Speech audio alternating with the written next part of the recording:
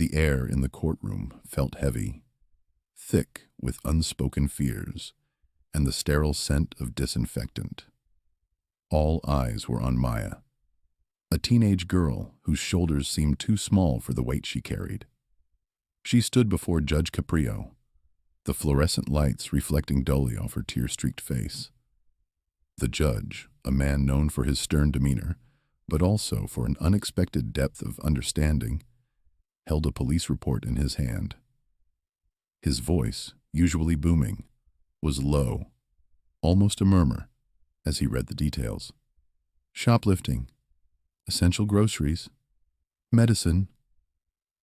Each word was a sharp, painful cut, confirming the betrayal that hung in the air. Maya just stared at her worn sneakers, wishing the floor would swallow her whole. She knew what she had done was wrong, but the reasons behind it felt like a tangled knot no one would ever bother to untie.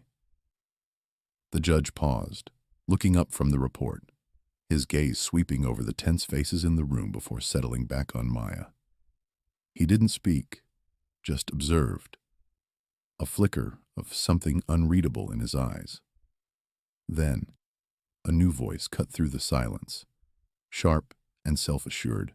Mr. Henderson, the owner of the grocery store, stepped forward. He was a man with a booming laugh and a reputation for being generous. But today, his voice dripped with something cold and hard. "This kind of behavior can't be excused," he declared, his words echoing off the high ceiling. She knew exactly what she was doing. No excuses. He looked directly at Maya, his expression a mixture of disgust and self-righteousness. It was a direct attack on her character, stripping away any shred of dignity she might have had left. His complete lack of empathy was startling, a stark contrast to the community pillar he usually presented himself to be. Judge Caprio, surprisingly calm, simply nodded, his eyes moving between Maya and Mr. Henderson, taking in every nuance. He didn't interrupt, allowing Mr. Henderson to finish his piece. The court clerk, a woman with a no-nonsense bun and glasses perched on her nose, then began to read out the maximum penalty for the offense. Her voice was flat, devoid of emotion, as she listed the substantial fine and the mandatory community service. Maya's heart sank. She knew what that meant. A fine like that would crush her family, already barely holding on.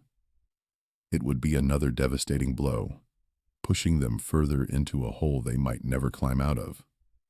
The words painted a bleak picture of what lay ahead, hinting at the profound and painful impact this judgment would have on her already struggling family. The weight of it all pressed down on her, a physical ache in her chest.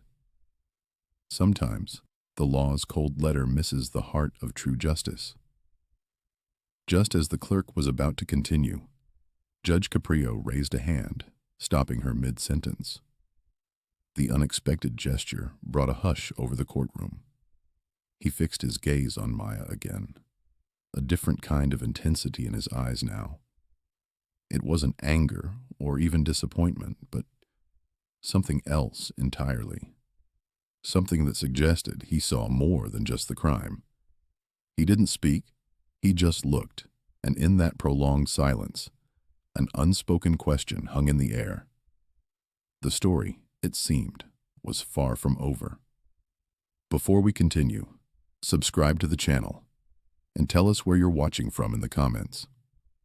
Maya's world was a small, aging house in a working-class neighborhood, a place where the constant hum of city life was the soundtrack to daily struggles. It was a community built on shared stoops and knowing glances, where everyone knew everyone else's business, for better or worse. Her house, like many others on the block, had seen better days, its paint peeling in places, the porch steps creaking a familiar tune, but inside, it was filled with the warmth of her mother's tireless spirit and the quiet resilience of a family fighting to stay afloat. Her mother, Maria, worked long hours as a cleaner, her hands rough from scrubbing, her back aching from bending. She came home smelling of lemon polish and exhaustion, but always managed a smile for Maya and her younger brother Leo. Leo was the family's heart, but also their biggest worry. He suffered from severe asthma, a chronic illness that demanded expensive medications and frequent doctor visits. His wheezing breath was a constant low thrum of anxiety beneath the surface of their lives. Their father, Ricardo, had been a proud construction worker, strong and steady. But months ago, a layoff had stripped him of his job, and with it, a piece of his soul. He spent his days in a quiet despair, the TV a constant low drone in the living room, his once bright eyes now shadowed with worry. The family's daily routine was a constant battle against poverty. Meals were simple, stretching what little they had. Hand-me-down clothes were a given, and every bill that arrived in the mail was met with a collective sigh, then a frantic calculation of how they would manage. The neighborhood itself was a tapestry of hard work and mutual support. People looked out for each other, sharing sugar when someone ran out or watching a neighbor's kids. But there was also a quiet shame associated with asking for help, a feeling that admitting you couldn't cope was a sign of weakness. Everyone was struggling, but everyone tried to keep up appearances. It was a delicate balance, this pride and poverty. Mr. Henderson's grocery store, Henderson's Market, stood at the corner of Elm Street and Maple Avenue, a central hub in their community. For years, it had been the go-to place, a familiar landmark. Mr. Henderson himself was a fixture, a man who knew everyone's name and always had a comment about the weather.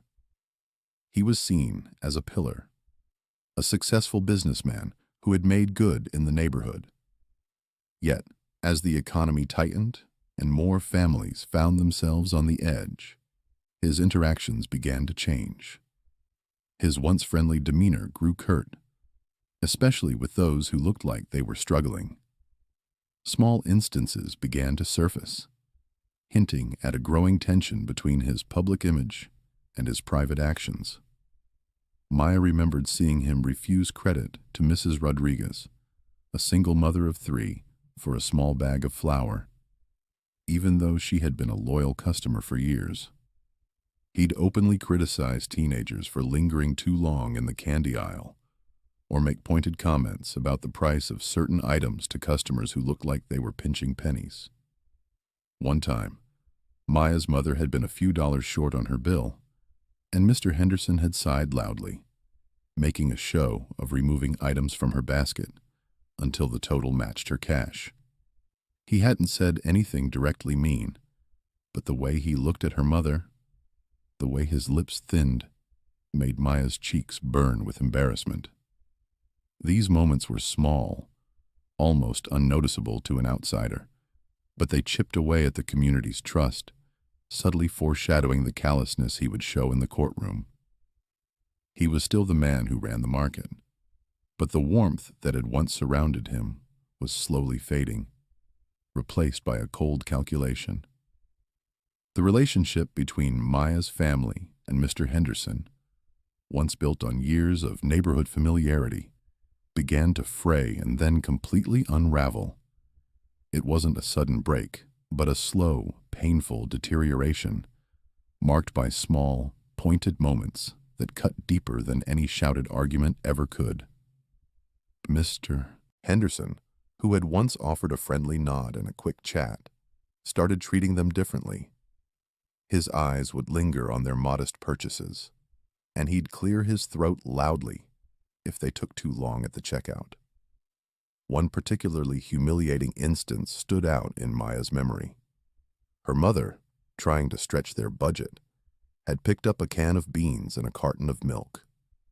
As she placed them on the counter, Mr. Henderson, without even looking at her, loudly announced, "Cash only for this, and make sure those beans aren't past their date." He didn't need to add the unspoken implication, but it hung heavy in the air. He suspected them of trying to pull a fast one, of being desperate enough to buy expired food. Maya's mother just looked down, her face hot, and quickly paid. It was a subtle shaming, a quiet assertion of power that made Maya's stomach clench. These incidents became more frequent.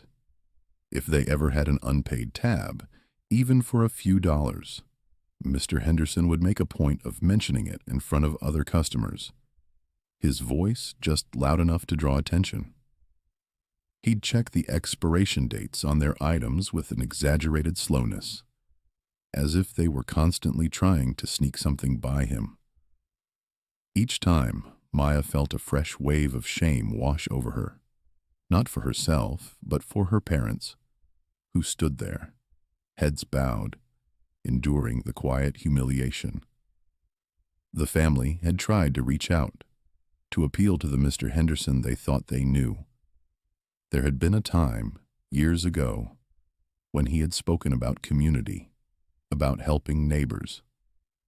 Maya's mother, in a moment of utter desperation, had approached him, asking if they could get a small amount of groceries on credit just until her husband found work. She promised to pay it back, every cent. But his response was cold, firm. "Business is business, Mrs. Rodriguez," he'd said, folding his arms. "I can't run a charity. Everyone's struggling." The words were a dismissal, a door slamming shut in their faces.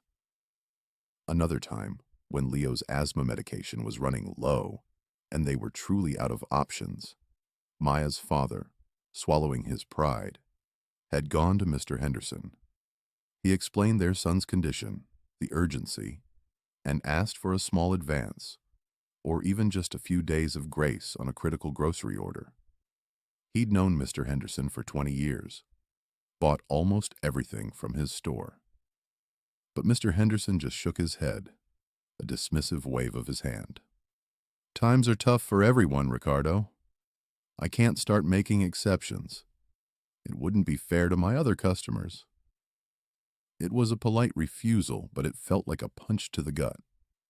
The lack of even a small gesture of understanding, despite knowing their dire circumstances, highlighted his growing callousness. These weren't isolated incidents. They were a pattern of neglect and indifference towards a struggling family he had known for decades. Each refusal, each subtle humiliation, chipped away at their dignity, making the weight of their poverty even heavier. Maya watched her parents, once so strong and proud, slowly deflate under the constant pressure. She saw the worry lines deepen on her mother's face, the defeated slump in her father's shoulders. The audience must understand that Maya's eventual act of shoplifting was not a sudden, impulsive decision. It was the desperate culmination of years of emotional wear, of public and private humiliations, and a growing, suffocating sense of hopelessness that built up, incident by incident, until the breaking point was reached. Every past slight, every cold shoulder, every broken promise from Mr. Henderson pushed her closer to the edge, making her feel like there was nowhere left to turn. The family's financial situation continued to spiral downwards, reaching a critical point as the harsh winter set in. The father's depression, already a heavy cloud, deepened with each passing day he spent without work. It became harder for him to even pretend to look for jobs, the rejections and silence wearing him down further. Maya's mother, stretched thin by her cleaning jobs, and the constant worry started to show the strain. Her usual vibrant energy dimmed, replaced by a constant exhaustion that seemed to settle deep in her bones. She often came home with a cough that lingered, a sign of her body struggling under the weight of overwork and stress. Hushed, tense conversations became a nightly ritual between Maya's parents. She would lie in her bed, pretending to be asleep, listening to the low murmur of their voices from the kitchen. Words like bills, overdue, rent, and Leo's medicine floated through the thin walls, piecing together a picture of their deepening crisis. They tried to shield Maya and Leo from the worst of it, but the underlying anxiety was a constant presence in their small home, palpable even in the silence. Leo, innocent in his illness, often asked why his special juice was gone, or why they couldn't afford the new toy he saw on TV. Maya's parents would offer vague, comforting words, but Maya knew the truth. Relatives, with good intentions but limited means, offered small amounts of help. An aunt might drop off a bag of old clothes, or a cousin would bring over a casserole. These gestures were appreciated, but they often came with well-meaning but unhelpful advice, or quiet judgments about their situation. You should have saved more, one might say, or Ricardo just needs to try harder. These comments, however softly spoken, added another layer of burden.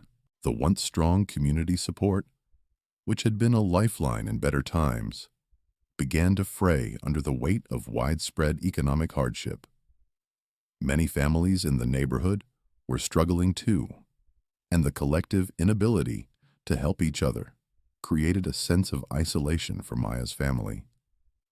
They felt increasingly alone, adrift in a sea of financial despair. Maya witnessed all of this. She saw her mother secretly crying over bills, her shoulders shaking silently in the kitchen late at night.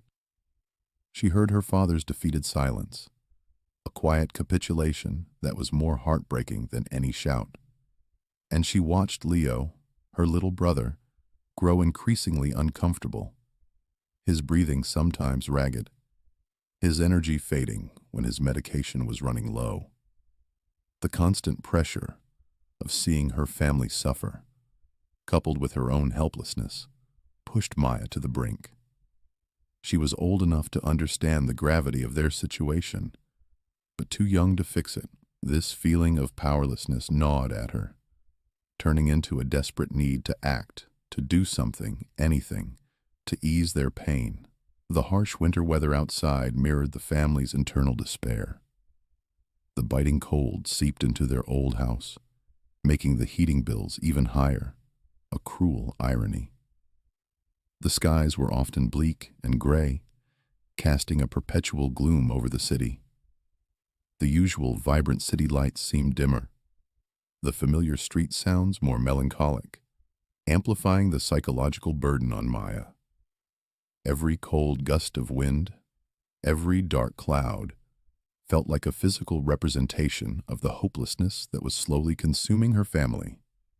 It was a pressure cooker, slowly building, with Maya at its center, feeling the heat intensify with every passing day. The critical moment arrived with a sudden, terrifying urgency. One frigid evening, Leo's gentle cough turned into a desperate wheezing gasp. His small chest heaved, his eyes wide with fear as he struggled to pull air into his lungs. He was having a severe asthma attack, worse than any Maya had witnessed before. His prescribed medication, which usually brought quick relief, had run out days ago, and they hadn't been able to afford a refill. Maya's parents rushed him to the emergency room, their faces etched with panic. Maya sat alone in the silent house, the frantic sounds of the ambulance sirens still echoing in her ears. She felt a cold dread settle in her stomach. Hours later, her parents returned, their shoulders slumped, but with a fragile sense of relief.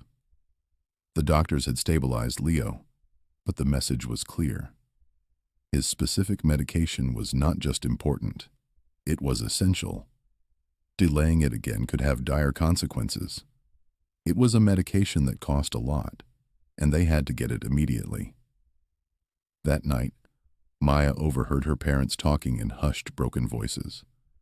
They had no money left, no credit cards that weren't maxed out. Every avenue they had explored, every person they had asked, had led to a dead end. Then Maya heard the words that truly broke her heart. Her mother, through quiet sobs, was suggesting they sell her wedding ring. It was one of the last precious things they owned, a symbol of hope and enduring love. The thought of this final, painful sacrifice, coupled with the image of Leo struggling to breathe, pushed Maya over the edge. Something inside her snapped.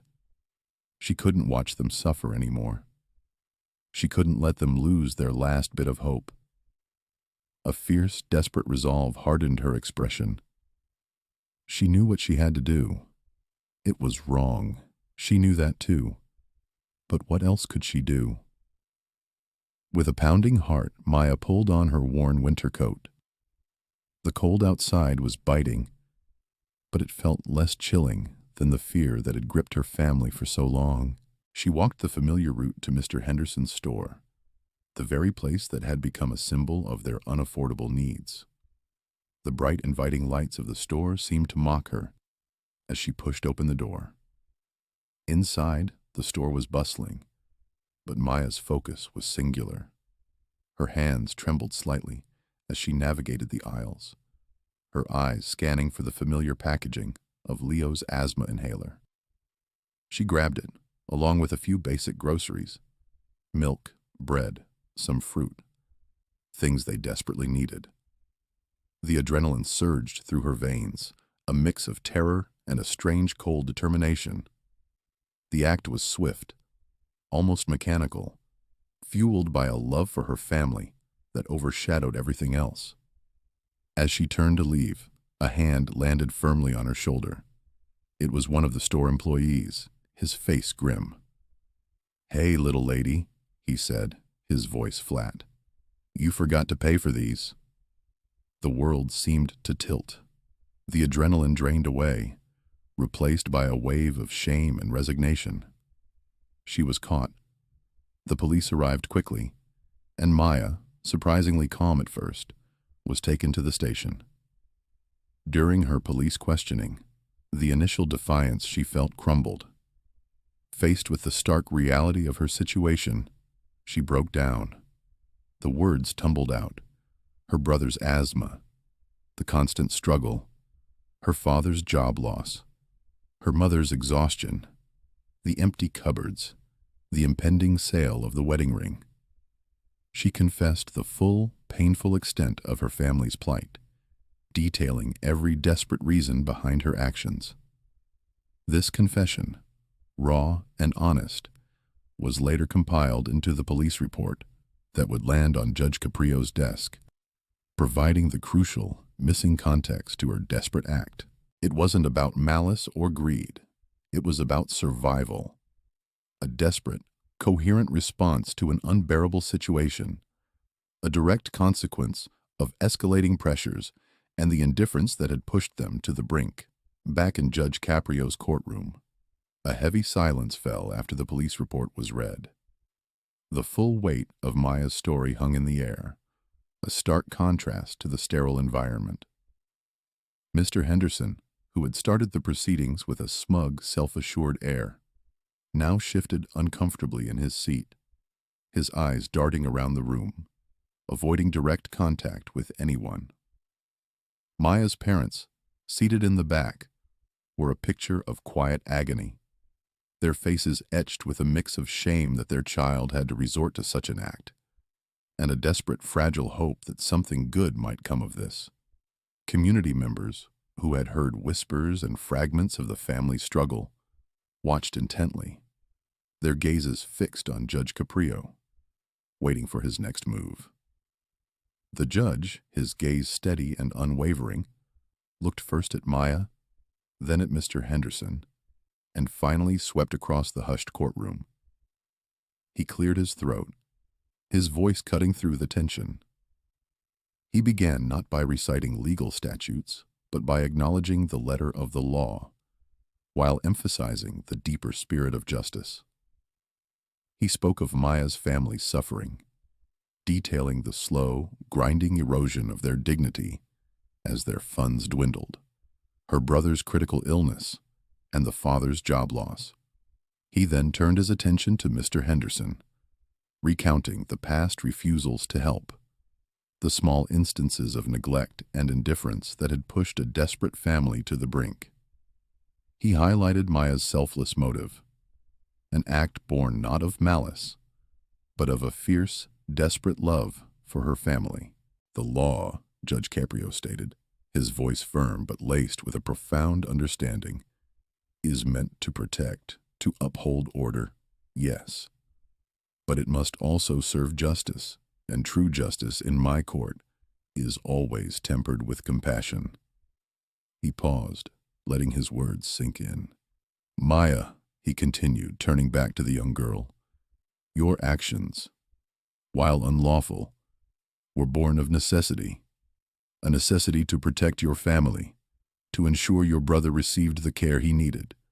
For that I commend your spirit, even as I must acknowledge the breach of law. With a deliberate motion, he struck his gavel, a sound that echoed like a pronouncement of fate. I am dismissing all charges against Maya. This court finds her actions to be a matter of human compassion, not criminal intent. A collective gasp, then a ripple of murmurs, spread through the courtroom. Maya, overwhelmed by the sudden reprieve, felt tears stream down her face, not of sadness, but of profound relief. Her parents rushed forward, embracing her tightly, their own tears mirroring hers. The community members in the gallery, many of whom had known Maya's family for years, began to applaud softly, a silent testament to their renewed faith in justice and a quiet condemnation of Mr. Henderson. But Judge Caprio was not finished. He turned his stern gaze directly to Mr. Henderson, who now looked pale and visibly shaken.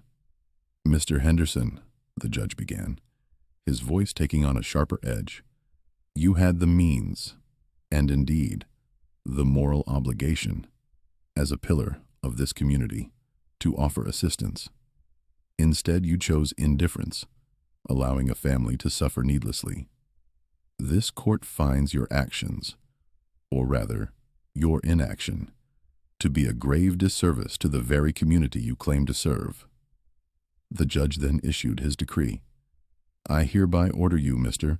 Henderson, to donate a significant sum, specifically $5,000, to a local charity dedicated to supporting families in need. Furthermore, you will provide Maya's family with a year's worth of free groceries and her brother's medication, effective immediately. The judge's words resonated through the courtroom, publicly shaming Mr. Henderson and irrevocably damaging his standing in the community. Years later, Maya often thought back to that day.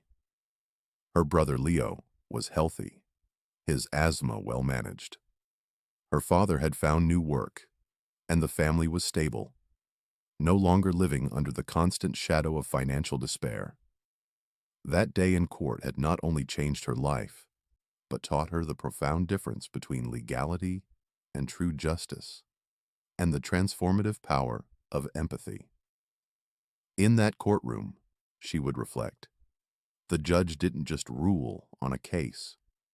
He illuminated a path, showing that even in desperation, there can be dignity, and that true strength often lies in vulnerability, not in unwavering rules.